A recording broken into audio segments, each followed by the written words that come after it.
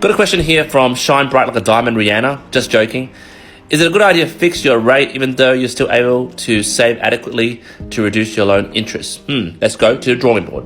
Okay, in layman's terms, so if there was a Disney movie called Should I Fix? So let's introduce the protagonist here. We've got here Captain First Home Buyer. Sort of like Captain Jack Sparrow in the Pirates of the Caribbean to give you that kind of vibe.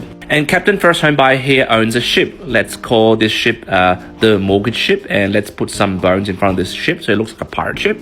And Captain First Home Buyer's goal is to travel through the ocean, which I call the ocean of debt, to reach his personal island, which is to pay off his home loan and own his property. Now, obviously, like every Disney movie, the path to the island, which is the goal and the end of the movie, is filled with ups and downs, which we call waves, tsunamis across this debt island.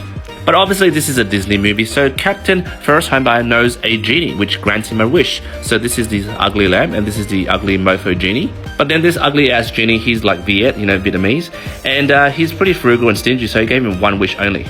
Good old man. So Captain First Homebuyer was like, hey, my wish is that, look, there's a lot of turbulence in this ocean debt, and I really want to secure in the next, say, 2 to 3 years, stable waters, calm sailing. So for the past 2.5 years, Captain First Homebuyer has been smooth sailing the ocean of debt to reach his personal island, which is to pay off his property. Like bloody smooth as a baby's ass sailing, like so good. But the stingy Vietnamese genie was like, hey mate, you only have about half a year left before, this spell wears off, this fixed rate magic spell wears off. And Captain First Homebuyer's like, yikes, because after that magic wears off, there's going to be a tidal wave, tsunami waiting for him.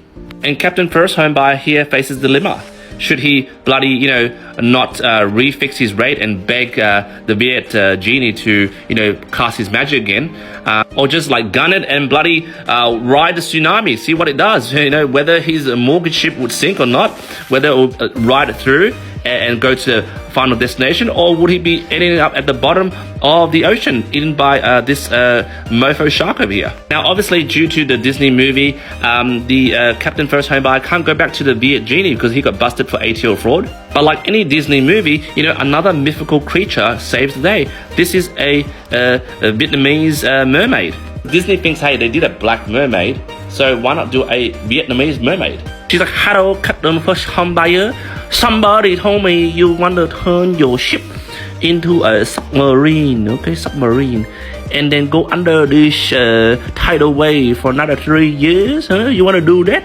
Now, Captain First Homebuyer is a very fickle man, very shallow, because this Viet mermaid is an ugly ass batch, and her request is that she has to live in the submarine with Captain First Homebuyer for the next three years. That's just another metaphor of dealing with the high interest fixed rates, or ride the bloody tsunami. Because Captain First Homebuyer, if he rides the tsunami and doesn't go with the submarine, he doesn't need to deal with this ugly ass batch.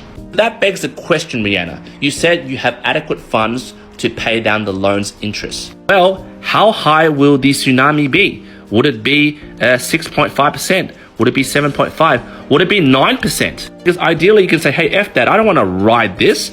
I'd rather, sleep with the bloody ugly mermaid at 5.99 to 6.2% and stay submerged for the next 2-3 years, and then, ride back into the ocean of debt and reach your personal island. Now, a lot of people are booking me through my bio, and I'm getting really booked out again, even though they're paying $7.77, because it's this critical time period, this 6 months.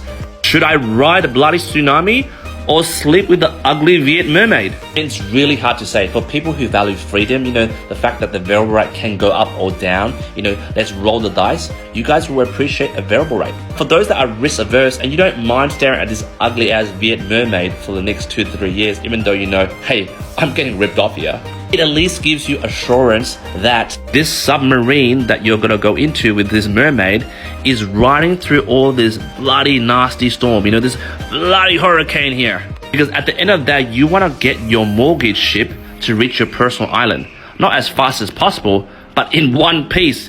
You don't want to ride the bloody high tsunami and end up with a broken mortgage ship and then end up like Mark Boris and bloody sell your property because you can't hack it. On a final note, seriously, Rihanna, I don't think I answered your question, but hopefully you enjoyed this video. Jump in the comments, let me know what you think.